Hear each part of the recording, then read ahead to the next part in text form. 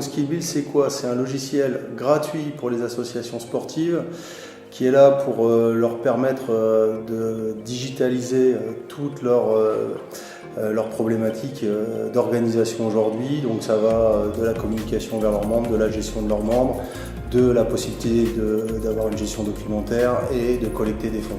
Et la particularité, c'est qu'on crée un nouvel espace publicitaire qui leur permet de mieux dealer avec leurs mécènes historiques. On va avoir très rapidement plusieurs centaines de milliers d'utilisateurs, voire millions d'utilisateurs très rapidement.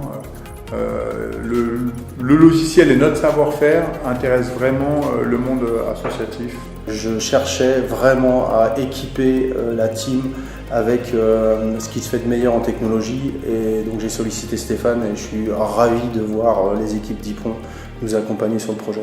Il y a beaucoup à faire, c'est une start-up assez jeune, donc ils ont des problématiques de start-up jeune qui sont, il faut essayer beaucoup de choses, il faut itérer, etc.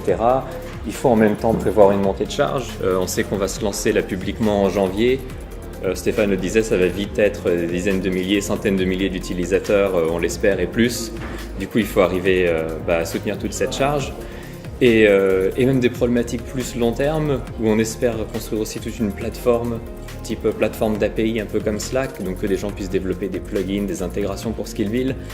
Donc il y a beaucoup de choses à gérer. Donc Ypron est arrivé principalement pour épauler Skillbill sur tous ces problèmes-là. Donc vraiment du design jusqu'au développement, jusqu'à l'intégration, jusqu'au scaling, la partie DevOps.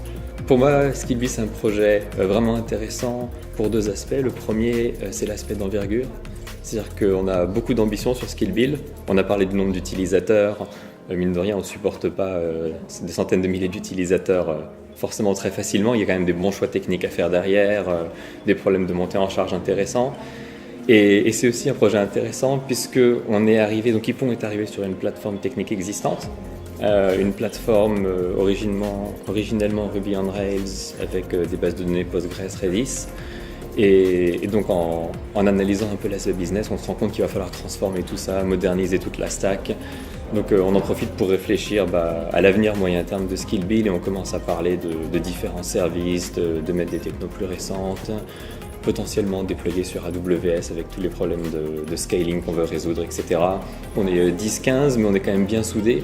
C'est l'occasion de répondre tous ensemble à des problèmes métiers aussi. Donc on fait beaucoup de domain-driven design. On essaie de comprendre les différents aspects de Skillbill, les dépendances entre les différentes parties métiers, etc.